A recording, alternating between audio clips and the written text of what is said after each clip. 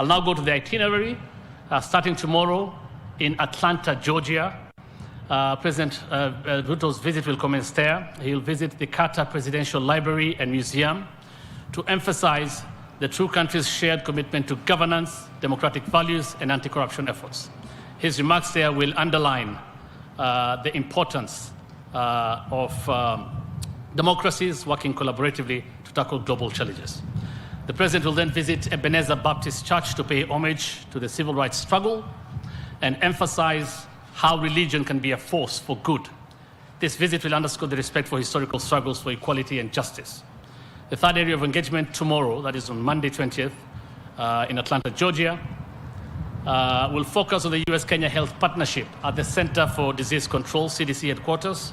Among key announcements will include the new CDC-KEMRI partnership, and more details, of course, will be shared to that effect. The President and the First Lady will then be hosted by Kenya's strong diaspora in Atlanta, of course, with focus on the diaspora as a force multiplier in national transformation, as envisioned in the bottom-up economic transformation agenda.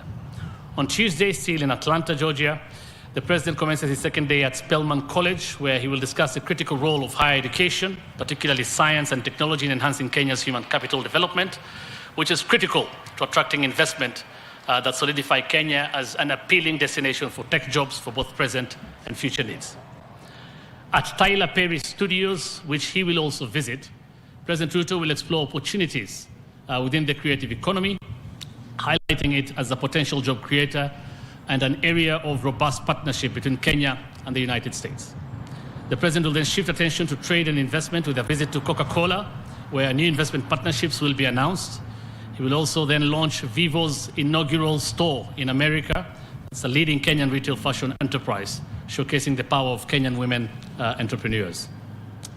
Mayor Andre Dickens of Atlanta and the Atlanta CEOs Council will then host the President, who will seek to position Kenya as an important regional manufacturing hub. After that, the President and the First Lady will travel to Washington, D.C. on Wednesday, May 22nd, arriving at Andrews Air Force Base, where they will be officially received with full ceremonial state honors.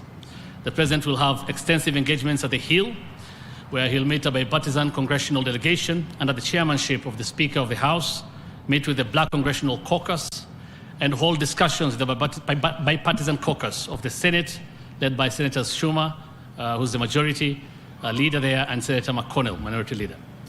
In his meetings at the Hill, the President will apprise the legislators on the challenges faced by democracies on the continent and the urgent need for America's tangible and practical engagement with the continent.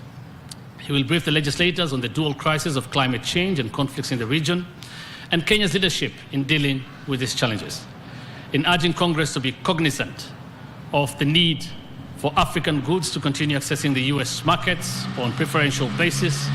The President will implore Congress to extend the Africa Growth and Opportunities Act, better known as AGOA. On Thursday, which is the main day of the President's state visit to the United States, the President and the First Lady will lay a wreath at Arlington National Cemetery to honor the sacrifices of American soldiers, as well as historic figures such as Thurgood Marshall and John F. Kennedy, who have had profound impacts on the history of Kenya. He will hold the main bilateral meetings with his host, President Biden, and delve deeper into Kenya-US economic, health, and security partnership, and discuss regional developments on the continent, highlighting the fragilities and opportunities on the continent. Multilateral issues will equally feature in the talks, including the Multilateral Development Bank's reforms and Security Council reform of the UN to enable the world cope with the evolving polycrisis of climate, debt, pandemics, and a multitude of security threats. The two leaders will then hold a joint press briefing at the White House after their bilateral talks. President Ruto will thereafter deliver a keynote speech on shared climate solutions at the Smithsonian, discussing global environmental challenges and collaborative efforts to address them. This is what he has been doing, of course, as you know, for the last one and a half years as a champion of climate change and the best way to mitigate climate change. So as a champion of climate action, of course, he's also still the chair of KAHOSK. The day concludes with a state dinner on Thursday at the White House celebrating the enduring friendship between Kenya and the United States. Finally, on Friday, May 24th, the visit concludes with strategic engagements focusing on trade, investment, and digital cooperation.